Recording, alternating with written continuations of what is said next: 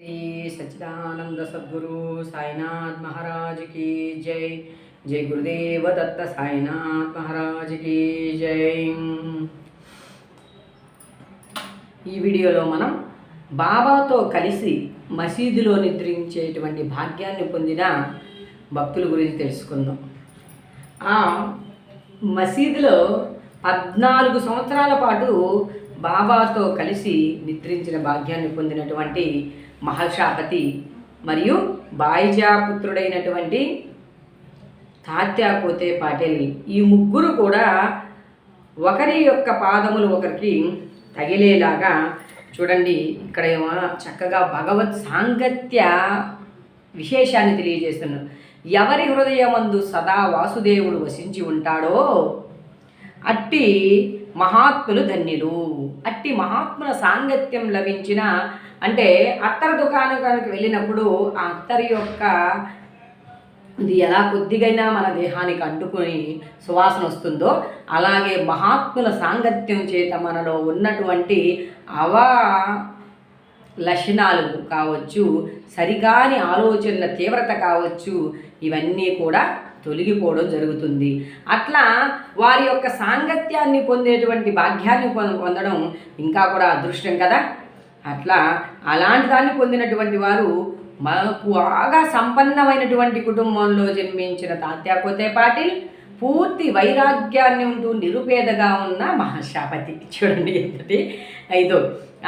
అలా వాళ్ళ ముగ్గురు చక్కగా ఇద్దరు అతి అదృష్టశాలు. బాబా ఇరువురిని సమానంగా ప్రేమించేవారు. ఆయనకి ధనికులు అన్నా ఒక రకమైన ప్రేమ, పేదవారంటే మరొక రకమైన ప్రేమ, ఇవేమి ఆయనలో. ఎందుకు అంటే అంతా కూడా భగవంతుని సృష్టిలో భాగమే కాబట్టి, తానే భగవంతుడు కాబట్టి అన్నింటినీ సమంగా చూడగలడు కాబట్టి.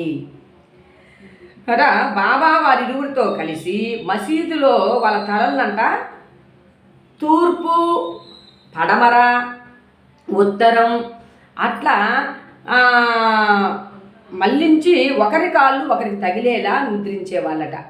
ఒకసారి ఆ చిత్రాయన్ని మనం దర్శించిన ఒక విజువలేషన్ చేసుకుంటే చక్కగా వారి పాదాలన్నీ ఒకరికొకరికి తగులుతూ ఉండే చేసి ఒకరి కాళ్ళు ఒకరికి తగులినట్టు పడుకుని పక్కన పరుచుకుని వానిపై చతికిలబడి సగము రేయి వరకు ఏవేవో సంగతులు ముచ్చటించుకునేవారు. ఇక్కడ ఏవేవో సంగతులు అంటే మళ్ళీ మనం అపార్థంలోకి వెళ్ళిపోవాల్సిన అవసరం లేదు. వారు చక్కటి దైవిక సంగతులను ఒకరికి తెలియని వాటిని ఒకరు వాళ్ళకి తెలియజేసేటువంటి వాడనమాట బాబా. అందులో ఎవరికైనా నిద్ర వచ్చినట్లు కనిపించినచో తక్కిన వారు వారిని మేల్కొల్పుచుండేవారు. ఒకరు వేళ అదమార్చి నిద్రపోతే మరోవాడు అంటే రాత్రుల యందు వారి యొక్క సత్సాంగత్య బలము ఏం జరుగుతుంది, పిచ్చి పురాణ మాటలతో కాకుండా చక్కటి భగవత్ చింతనలో సాగుతుందనేటువంటి దాన్ని మనం అవగతం చేసుకోవాలి. తాత్యా పండుకొని గురి పెట్టినచో బాబా వాడిని అటు ఇటు ఊపి వాని శిరస్సును గట్టిగా నొక్కేవాడు. బాబా ఒక్కొక్కసారి మహర్షాపతిని హక్కును చేర్చుకొని అతన్ని కాళ్ళు నొక్కి వీపు తమిడేవాడు. చూడండి ఎంతటి కారుణ్యమో. ఈ విధంగా 14 సంవత్సరములు తాత్యా తన తల్లిదండ్రులు విడిచి బాబాపై ప్రేమ చే మసీదులో పడుకున్నాడు. అవి మరుపురాని మధుర దినములు. నిజమే కదా, మన గతంలో మనం మహాత్ముల యొక్క సాంగత్యం పొందినప్పుడు వారి సాంగత్యంలో మనకు కలిగిన అనుభూతులు, వాటిని నెమరు వేసుకున్నప్పుడు కలిగేటువంటి ఆ హృదయ స్పందన, లోపల ఉత్పత్తి అయ్యేటువంటి ఆనంద రసామృతము, ఇవన్నీ కూడా నిజంగా ఆ ప్రత్యక్ష భగవంతునితో కలిసి నిద్రించేటువంటి భాగ్యం, కలిసి సంభాషించుకుంటూ ఉండేటువంటి భాగ్యం, ఇలాంటివి లభించినటువంటి తాత్య మరి ఎంత అదృష్టవంతుడో కదా. బాబా ప్రేమానురాగములు కొలవరానివి, వారి అనుగ్రహం ఎంతైనా చెప్పడానికి అనివి కాదు.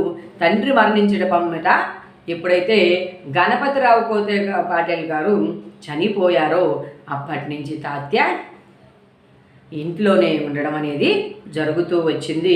తర్వాత మన మహర్షాపతిని కూడా ఎప్పుడూ నిరంతరం తన దగ్గరే ఉన్నటువంటి మహర్షాపతిని కూడా బాబా ఇంటికి వెళ్ళి నిద్రించు భగత్ అని చెప్పి విననటువంటి మహర్షాని బలవంతంగా ఇంటి వద్దనే ఆపించి, యా కూతుళ్ళు చింతకాయల వంటి వారా, పుత్రుడు ఉండాలి అని చెప్పి ఈరోజు ఆ మహర్షికి ఇచ్చిన పాదుకుల ద్వారా ఆ కుటుంబానికి ఆధారభూతమై నిస్తూ చక్కగా చేసుకుంటున్నటువంటి అద్భుతమైనటువంటి ఘట్టాలు అనుభూతిని మనం అందరం కూడా ఎన్నో చూసాం. ఈ విధంగా చిత్ర విచిత్రంగా ఆ మసీదులో నిద్రించినటువంటి ఆ భాగ్యశాల గురించి స్మరించుకుంటూ జై సాయి సమర్థ, జై జై సాయి సమర్థ.